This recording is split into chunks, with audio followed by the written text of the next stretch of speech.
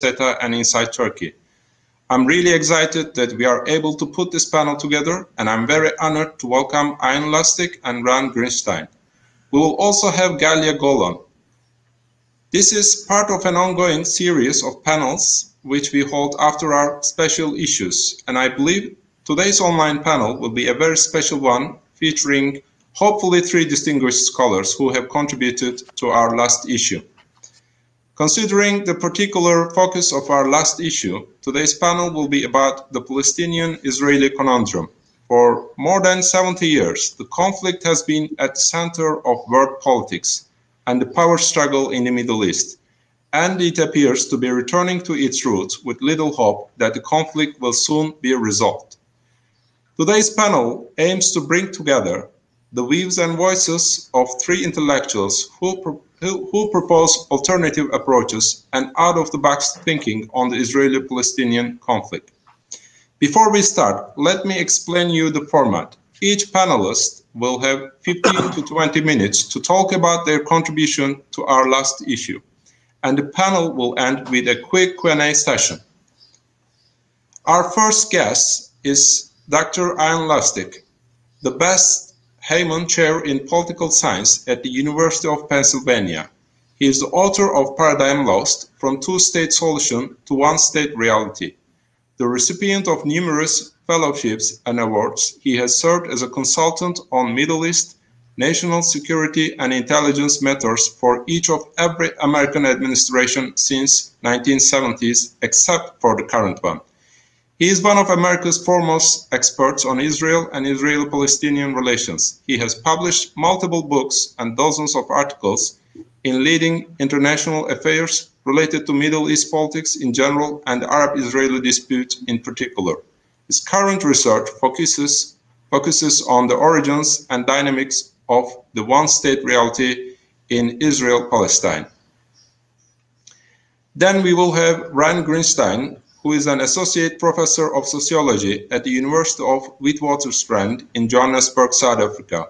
He is author of Genealogies of Conflict, Class, Identity, and State in Israel, Palestine, and South Africa to 1948, and he is editor of Comparative Perspectives on South Africa. Among his recent publications are Zionism and its Discontents, A Century of Radical Dissent in Israel, Palestine, and Identity, Nationalism, and Race, Anti-Colonial Resistance in South Africa and Israel, Palestine. Now, let's start with Ian. Ian, you have penned for our last issue a commentary titled Israelis, Palestinians, and Americans, More Politics, Please, Less Process, in which you call quite wittingly the so-called peace process a carousel, a kind of roundabout where there is lots of movement but no direction. Now, based on your commentary, could you please explain us why the two-state solution is not a viable option, and how can the end of hoping for a real two-state solution be an alternative for advancing the interests of Jews and Arabs? The floor is yours.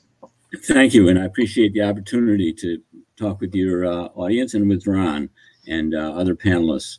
So yes, I am the author of Paradigm Lost. That's a book that was very difficult for me to write in some ways because the theme of the book, which is that there is no longer an opportunity to negotiate a two-state solution, and number 2, that there is no vision, no pretty picture of the future to which anyone can think of a peaceful way to achieve. Therefore, I'm not offering in the book a one-state solution. What I am doing instead is drawing attention to a fact, which is that what we have between the Mediterranean Sea and the Jordan River is a one-state reality. I don't call it a solution because it's not a pretty. It's not something that, based on my values and most of the values that I think many of us share, it's not a pretty picture. In fact, very few people in Israel or Palestine would consider the one-state reality that we have as a solution. The question is, as you point out, I argue that the peace process, which I supported, and I supported the two-state solution for many decades, because I believe that from the 1970s through the 1990s, it not only was a prettier picture of the future than anything else we could imagine achieving non-violently, but it was also possible. That is, there were plausible ways to imagine negotiations taking place that with the right American administration, the right election outcome in Israel, with moderation on Israel's side and an ability by the PLO to accept difficult compromises, that there was at least a 30% possibility that a two-state solution could be negotiated and implemented. I no longer think that was possible. That is possible. I think it was. Most of the people who argued for it and who therefore, like me, argued against intensive settlement of the West Bank and Gaza, we made those arguments because we believed that it wouldn't always be available, that the settlements and other changes taking place would lead to a situation where that solution was no longer plausible, was no longer achievable. And the difficulty has been that for various secondary reasons, many diplomats and politicians and even ordinary Israelis and Palestinians have found it in their interest to essentially pretend that the two-state solution could still be a negotiated outcome. That saves all of those people that I mentioned from having to make the difficult decisions of changing their behavior and changing their image of what the future could be, from having to make those decisions. But facts are facts. And as a result of deep changes in Israel, in particular, it is no longer possible to pursue successfully a negotiated two-state solution.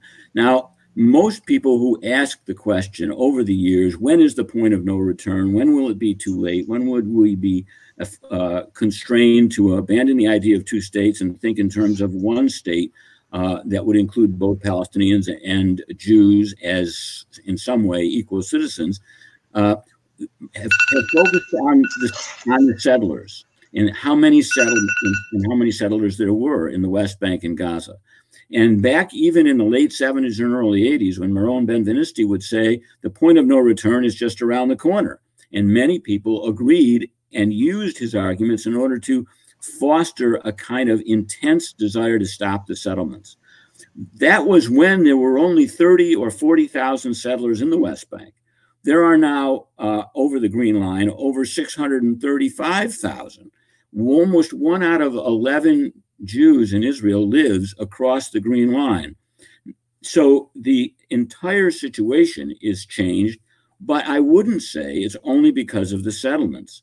The settlements do create a kind of archipelago of ghettoized Palestinian communities that can never really be a viable state, and which Israel would not agree in any conceivable future. There is no political alliance in Israel that could come to power that would withdraw so many Israeli settlers that you could make room for a viable state. But it's not just the settlements.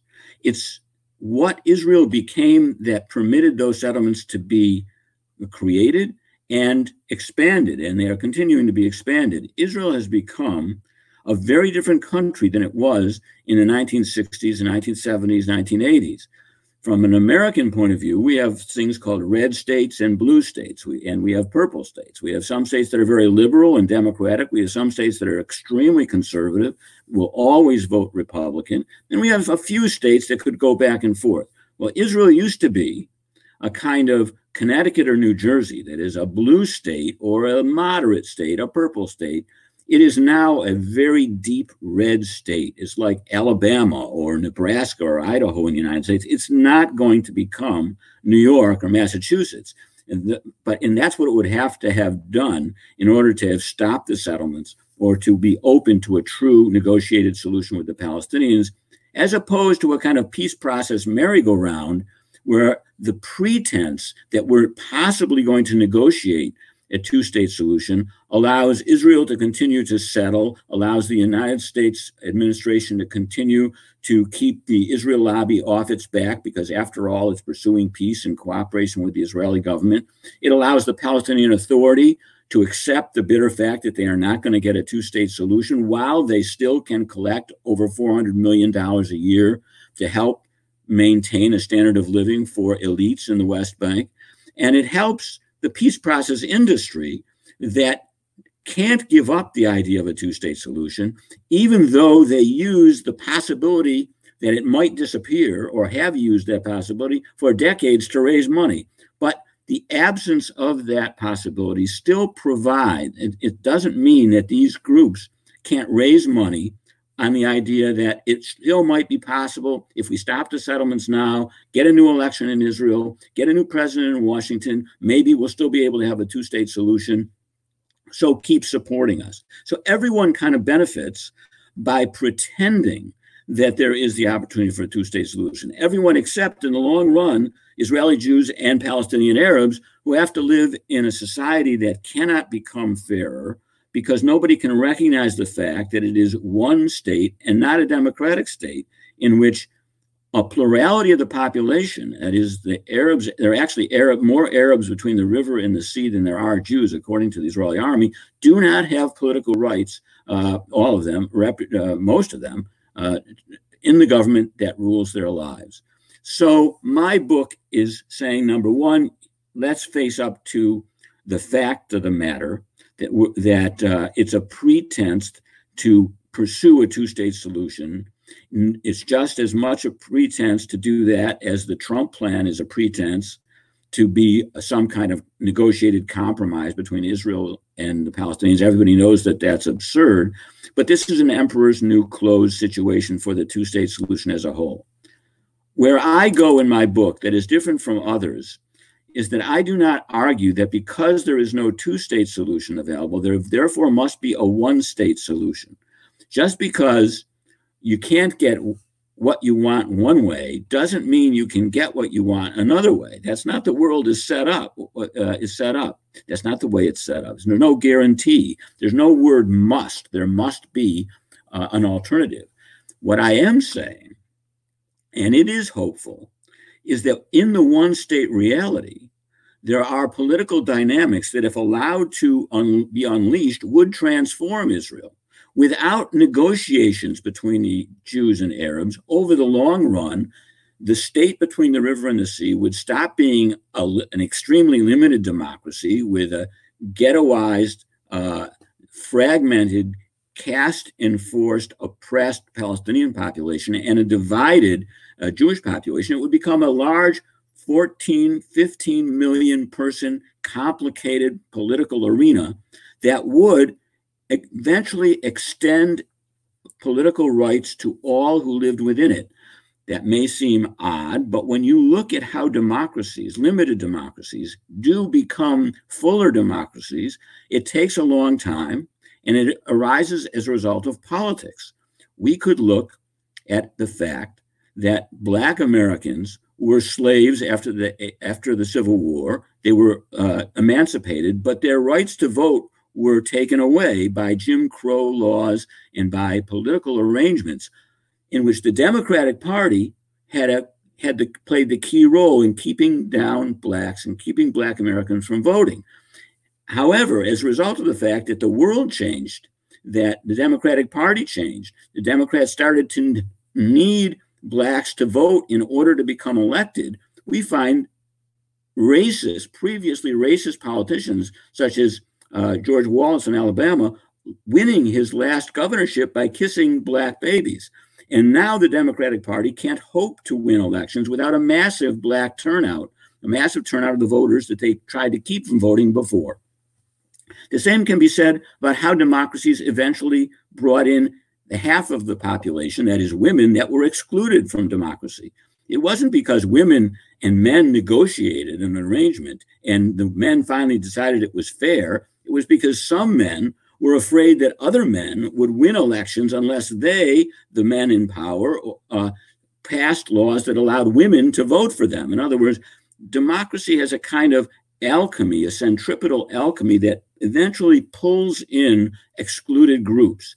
And eventually, just as we see in Israel now, that even within the Green Line, that the Joint List now is the second largest political party in Israel, according to polls, has more support than any other political party apart from Likud. We see that even that the moderates in Israel know they'll never win an election without a large Arab turnout.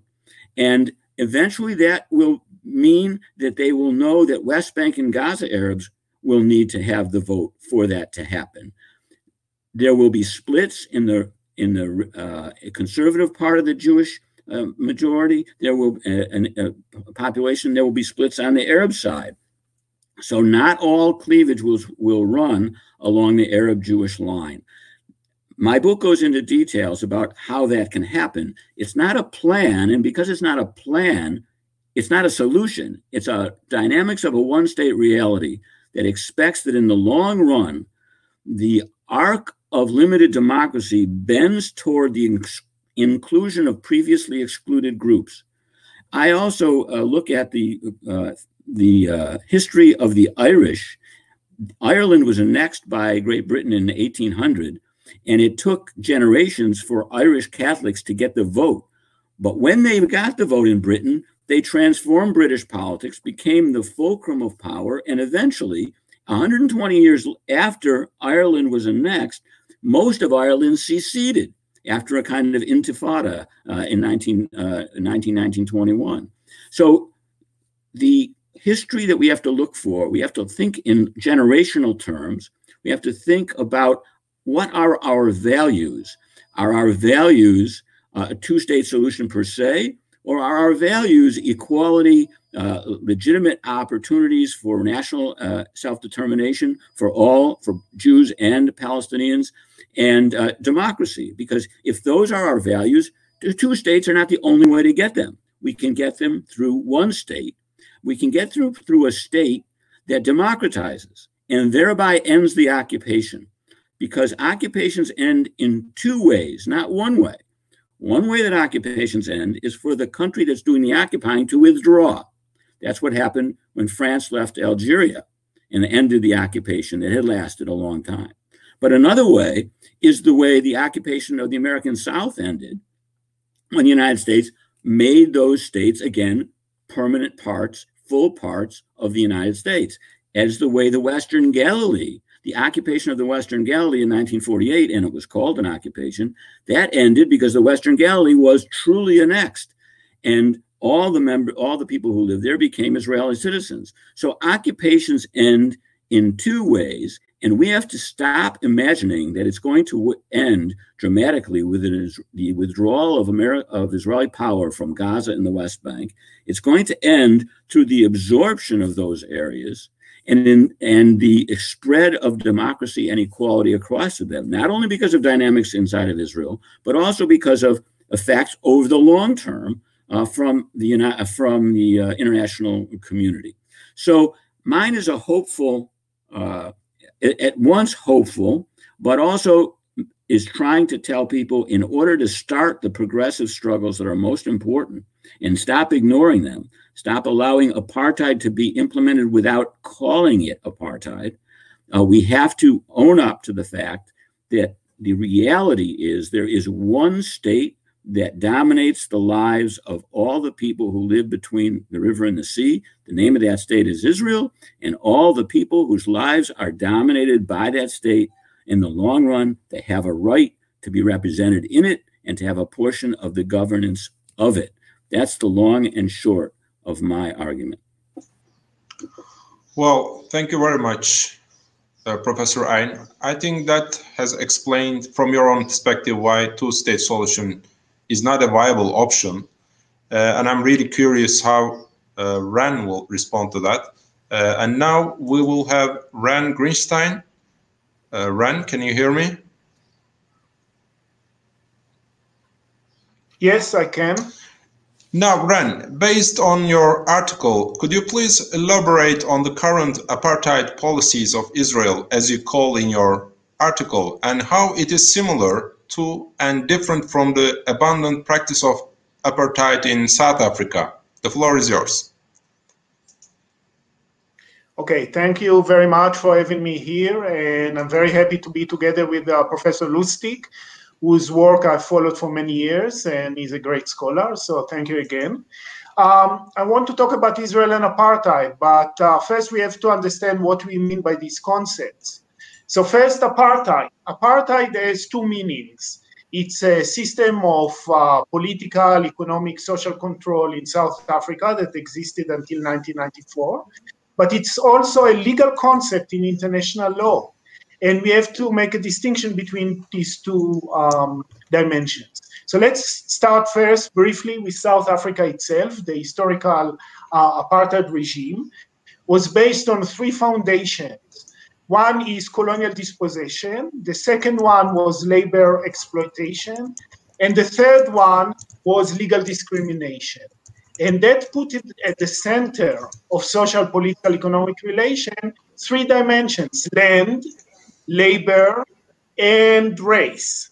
Now, what happened in 1994 with the transition to democracy is that the legal, racial, political framework that supported apartheid was dismantled. But the land and labor relations that were the social economic foundation of the system remain in place. In any event, after 1994, South Africa is no longer the model for a discriminatory regime. And the term apartheid became more and more linked to the legal definition as outlined by the International Criminal Court statutes from 1998 and 2002. I'll just read the definition. It's an institutionalized regime of systematic oppression and discrimination by one racial group over another. And by moving in this direction, apartheid became a legal concept that can be applicable to many different cases that do not necessarily share all the characteristics of South Africa. That's the first point about apartheid. I'll go back to it later. The second point about Israel, we have to be clear what kind of Israel or which Israel are we talking about. And I put forward three dimensions or three different boundaries for the concept of Israel. One is Israel proper. That's the state of Israel as it existed until 1967, and containing within it a Jewish majority of about 80% and a Palestinian minority of about 20%. Palestinians have within this Israel proper, as the term is used, have legal rights. They can vote, they can move around, they can buy land, they can work, but they are subject to formal and informal discrimination. It's not on its own an apartheid system, but there are other dimensions to the concept of Israel. And the second dimension is what is known as Greater Israel. And that is Israel with the occupied territories. As Professor Lustig outlined, and I agree with him fully, that's the one-state reality that exists today or has existed since 1967, and it doesn't show any sign of being dismantled. On the contrary, it's been entrenched with the support of the United States administration, the current administration. And in that reality, Israel between the river and the sea, there's clearly an apartheid system in the sense that there are two population groups. One of them is fully enfranchised. The other one, Palestinian residents of the occupied territories of 1967, have no political rights. They have no right, no say in the way they are being governed. They cannot vote for Israeli institutions. They obviously have no say in the military government rules, many aspects of their lives. They are subject to a system of strict control over movements, house demolition, and so on and so forth. And in many respects, it's like classical apartheid in South Africa. Two populations living side by side, but subject to physical segregation, so not in the same settlements, but alongside each other, subject to completely different legal systems, and one fully enfranchised and with access to resources. The other one without any disenfranchised, without any political rights, and with much inferior access to resources. So that's like classical apartheid. There's a third dimension that hardly anyone talks about in mainstream political discourse. I just introduced it. I won't say much about that, but we need to keep it in mind. I use the term Greater Palestine alongside Greater Israel. And Greater Palestine is more of a demographic than a geographic concept. It's the Palestinian refugees from 1948. Some of them live within the boundaries of Palestine, Israel as it exists today, but the majority are outside in neighboring countries, Jordan in particular, Lebanon, Syria, and some other countries as well in the region. They are totally excluded from any say, from any presence in the country, their ancestral land, and they are exerting a constant pressure from the outside that is not reflected directly in the political system, but it's a festering sore that has to be solved in one way or another in the future. Right now, there's nothing happening on that front, but it's something that we need to keep in mind when we talk about a solution. Now, where does all that bring us? I use the term, it's a little bit of a gimmick. I call it apartheid of a special type, drawing on a classical South African concept used by the liberation movement, the ANC, the Communist Party, the early 1960s, which is colonialism of a special type. So it's an apartheid system, but it's different from apartheid in South Africa. It meets the legal definition of apartheid, but it's not exactly the same as apartheid used to be in South Africa before 1994. And I'll mention one crucial difference, and it's important to understand it, both for purposes of analyzing the system and for transforming it. And that's the crucial point of labor. One of the, perhaps the crucial characteristic of the South African apartheid was the role that Black workers played in the South African economy. They were the majority of the working class, the majority of all employees. Without them, no economic life, no prosperity, no functioning, viable economy could have existed. They were exploited, of course, as workers, but they also occupied a crucial strategic role that they could use once they organized in order to transform the system from within. And because of that, in the process of transitioning to democracy in South Africa in the 1980s and 90s, the trade unions played a crucial role in mobilizing the masses in the streets, in the factories, in communities, in order to provide the shock troops, in a sense, the rank and file troops for the political struggle led by the ANC and other liberation movement. So without the massive presence of Black workers in the South African economy, apartheid could not have been defeated.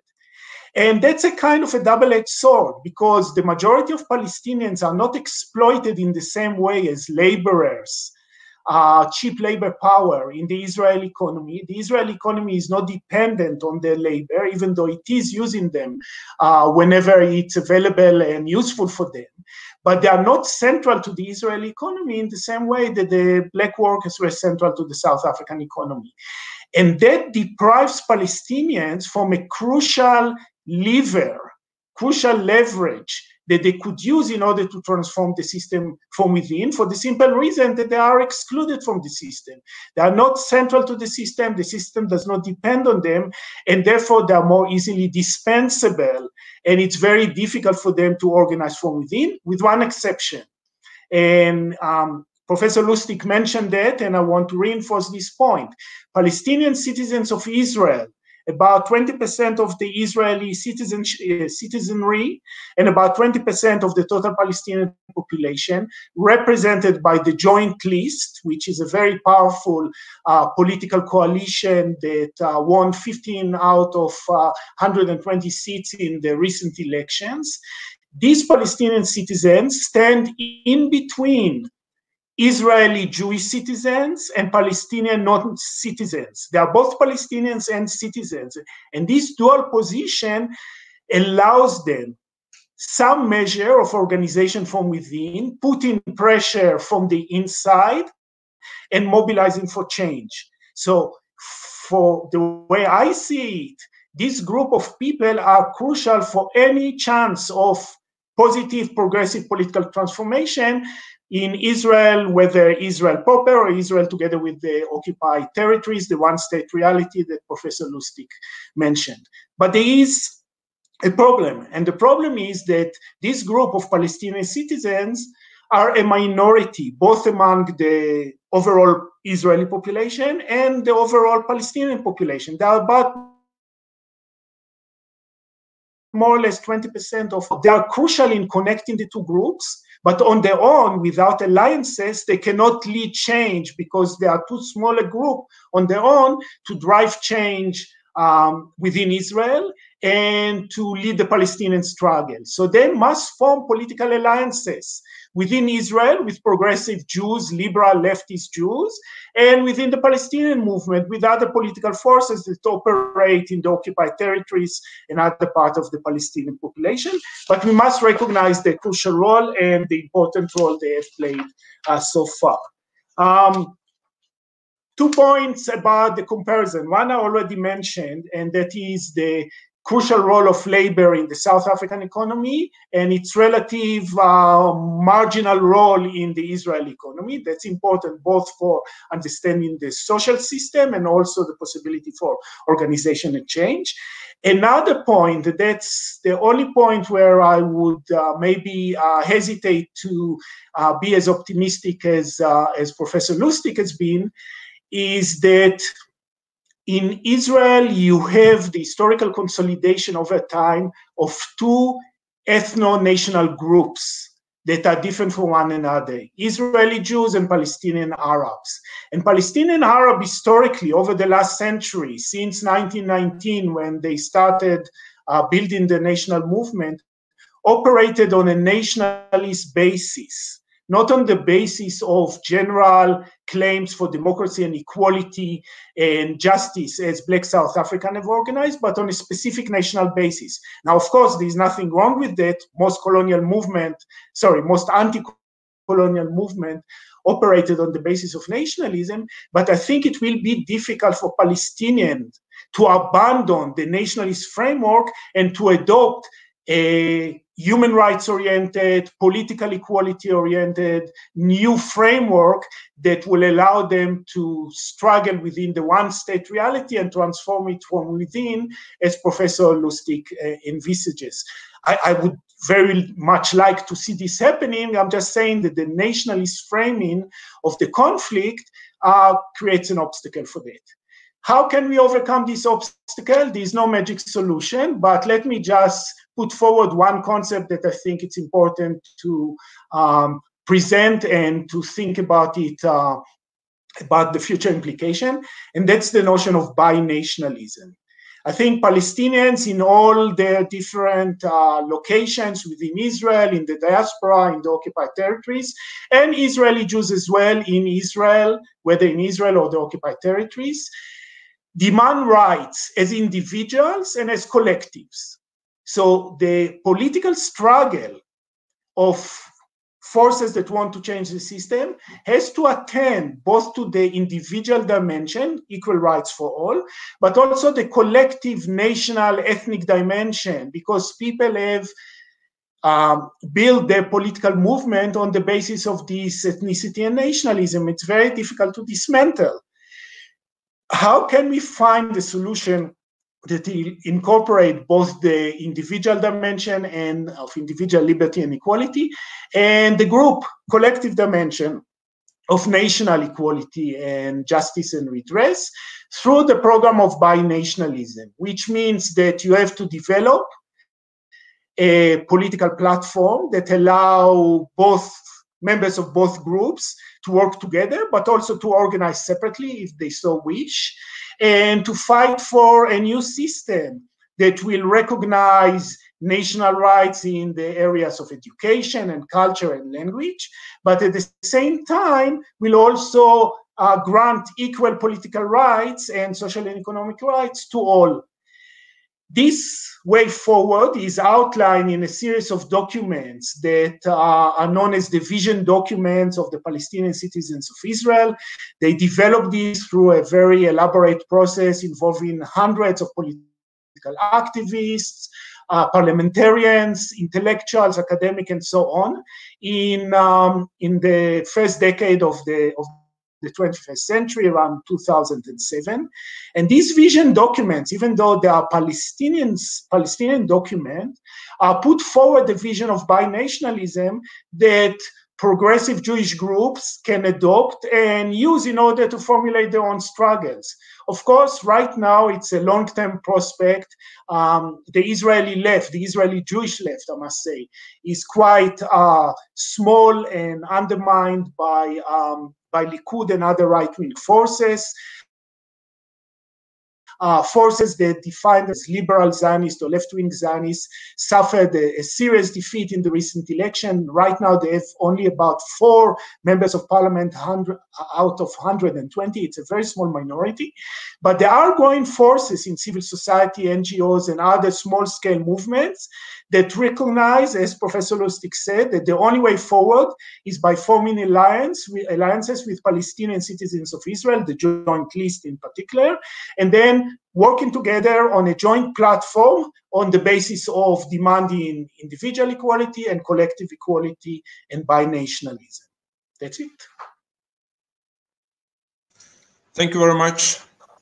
Thank you very much, Dr. Oren, and thanks again, Professor Ayn Lustig. Now we will have a quick Q&A session. Unfortunately, we will not have Galia Golan today due to some technical issues on her side. So the panel is going to stay around for a while for questions and answers. And we have one question for both panelists.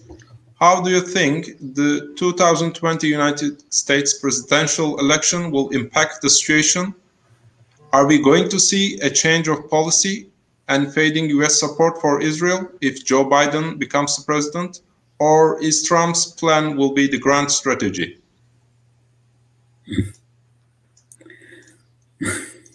Would you like to start first, Professor Lustig? Okay, I will start, and I should own up that, yes, well, I'm a Democrat. I'll be voting for anybody who's running against President Trump. But I don't have high hopes for Joe Biden as administration. We see in Congress a shift of the Democrats to the point where they are outraged at the idea of annexation, and because they say we are for a two-state solution. It's a little late. If they had lined up that way 30 years ago, 25 years ago, we might actually have a two-state solution. Now they are making that statement, not because they think, if they're informed at all, that it really will be possible to negotiate a two-state solution, but because it's politically safe for them to do it. It's a safe harbor to take that position now. And that is the position that I believe the Biden administration, should it come to pass, will also take. That is the same peace process carousel that draws people to a pretense of trying to restart negotiations because it's the best option they feel they have for their own interests, not because they think it will succeed. Now, to the extent that the Democratic Party is being alienated from Israel because of the extreme policies that the Netanyahu government, egged on and supported by Trump, has generated, that's not a bad thing. Because since American foreign policy toward Israel and the Palestinians is almost 98% driven by domestic politics, and since domestic politics has been distorted for so long in such a strong anti-Palestinian direction, away from some kind of balance of power, balance of incentives that could have produced a fair outcome, a workable outcome, because that's true, because American politics dominates American foreign policy on this issue, it's better for the United States to withdraw, more or less, from diplomatic efforts. So if the Biden administration sees that actually it gets very controversial for it to become involved in peace process activities, that it's going to be embarrassed over and over again by right-wing Israeli governments that really don't mean what they say, my suggestion was to be that a new American administration will do best not by pushing forward with hopeless negotiations, counterproductive negotiations, but instead say, look, we cannot force a democratic, fair outcome in this between Israelis and Palestinians, but we can say what we think is fair. And what we think is fair and what we think is right and what we think is necessary is that if annexation takes place, it must involve equal rights for all those living in annexed areas. And anything else is a sham way to support systematic discrimination, which the American people will always oppose. So in other words, we have to, I think the United States has to turn toward, eventually, applying its values toward Israel and the Palestinians without linking that to the two-state solution, which is not something that can be negotiated through any kind of diplomatic process. Thank you very much. Now, Dr. Oren, how would you respond to that question?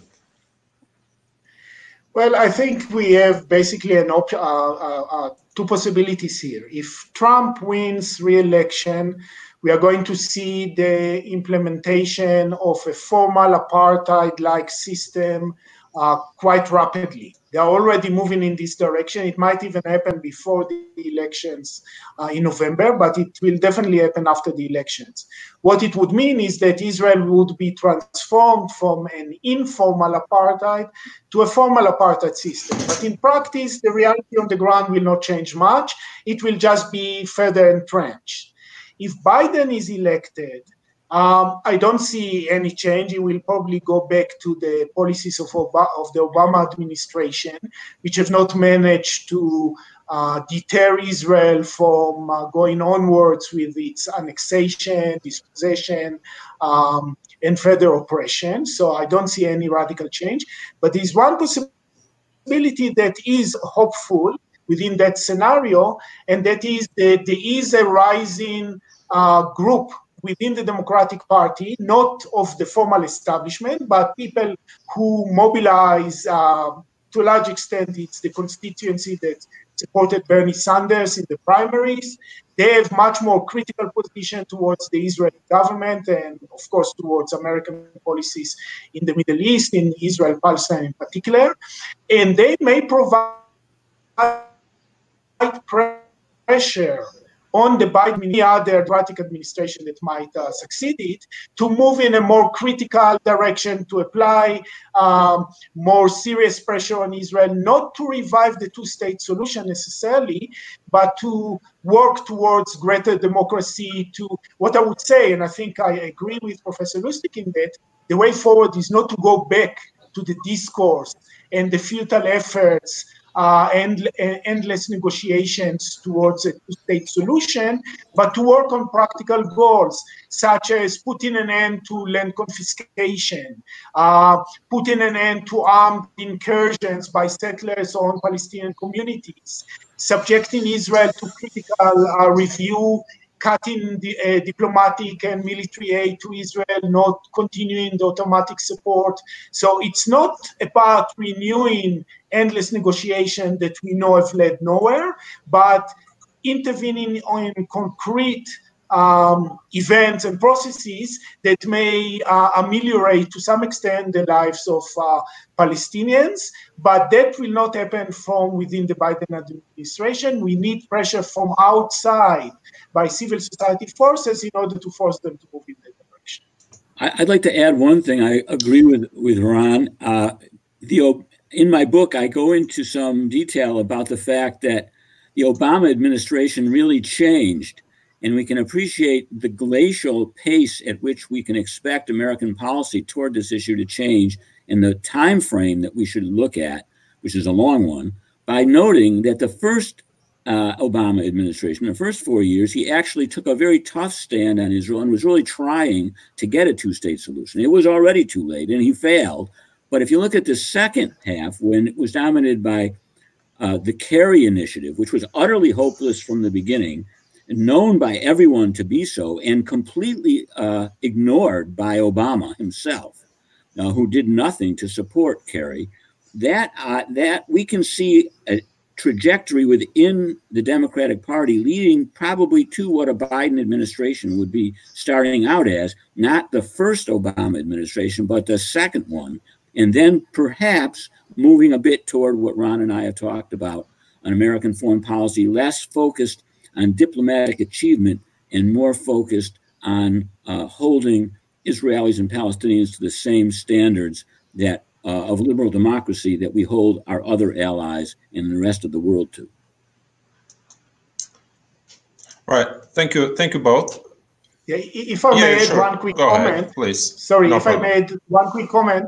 The last act of the Obama administration in the UN Security Council was not going as far as voting against Israel, but at least not vetoing the resolution. And of course, it was very small gesture, and it was too late. It was already out.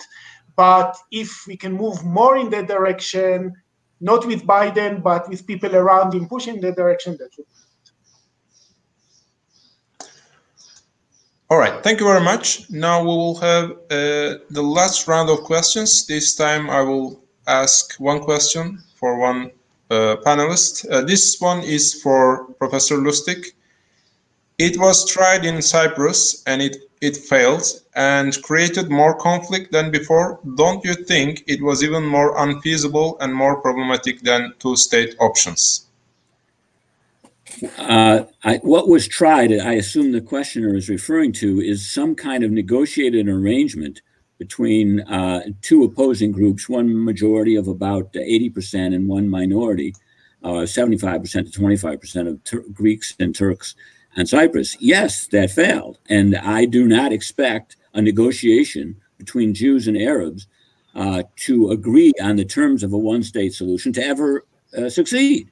In fact, that's why I think the one-state solution folks who've been arguing their case for a long time have not made progress, because they have never actually depicted a political process within Israel that would lead a winning coalition to emerge that wanted to engage in negotiations with Arabs over how to change the country, to adopt a maple, an olive tree as the flag instead of a Jewish star, something like happened in Canada. That is not the way countries change. Countries change not because the ethnic groups that oppose one another negotiate a solution.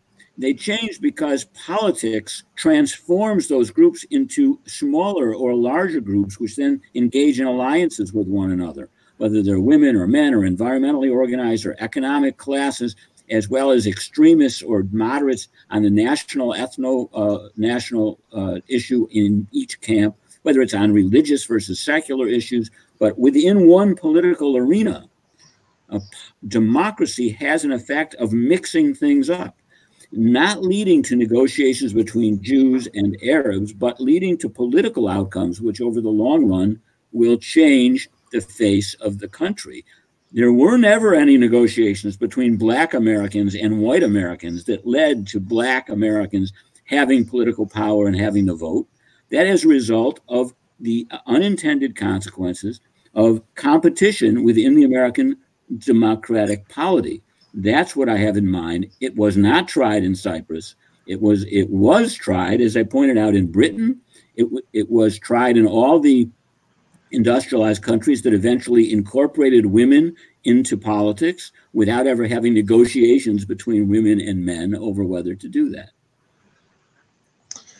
Thank you very much. And this one is for Dr. Greenstein. What's your take on actions of Malema of EFF? Is he not bringing apartheid back to South Africa? No, I don't think so. I think, well, let me put it this way. I started my talk by presenting the three pillars of the apartheid regime, which were the legal racial system, the land and labor relations. And the legal racial system was dismantled, but vast inequalities on the basis of land and labor and other resources continue to exist. So South Africa continues to be, despite formal democracy, everyone has the right to vote. You can live and work wherever you want if you have the resources necessary for that. But vast material inequalities continue to exist. South Africa continues to be the most unequal society on earth. So into this situation, it's natural where a large number of people, especially young people, 25 years after the political transition of 1994, 26 years now, say, well, where are all the promises that we were made when apartheid was defeated? We are still poor, we are still marginalized, we don't have jobs, very high unemployment rate, we don't have access to land. Into this kind of environment, it's very easy for people who are populist, who engage in radical slogan, to enter the political system and make promises of their own, especially to young people who don't really know what happened under apartheid. It's not their personal experience. They may know through the experience of the families, but not through their own personal experience. And he makes radical promises. Will confiscate the land, will take over property, and so on. So, of course, there is some support for that. But on the sort of positive side, if you believe in social change, but on a sort of more stable and regular manner, that support for Malema is quite restricted. It's only in a few of the provinces. It's only people who are younger. So it's now stands at about 10% of the vote. It's an important force, but it's not going to transform South Africa on its own.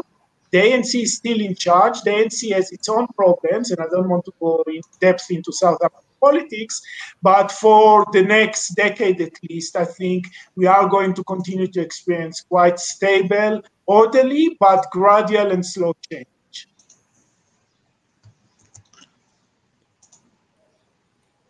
All right, thank you very much. Thank you to both panelists for their wonderful contribution to our panel today.